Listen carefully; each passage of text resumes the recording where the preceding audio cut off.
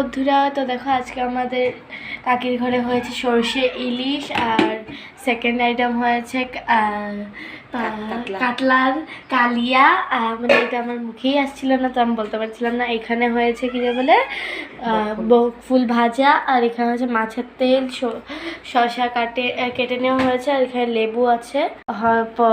খেয়ে টেস্ট করে দেখা যাক যে রান্নাটা কিরকম হয়েছে। তো গাইস দেখো, খেতে প্রথমে নিয়েছি কাতলা মাছের ঝোল, ঝোলটা দিয়ে খাবো।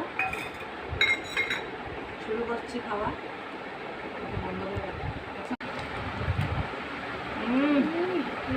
দারুণ হয়েছে। ও হলো সপ্তমী, আমাদের বাসাতে ওরা দুজন এসেছে ঘুরতে, প্রিয়াংশী আমার তো আর সপ্তমী। লুপ সামলাতে যাচ্ছে না। তুমি প্রথমে কি দিয়ে খাবে? আমি ফার্স্টে কাতলা মাছের কালিয়া দিয়েই খাচ্ছি। দারুণ। এত অসাধারণ হয়েছে।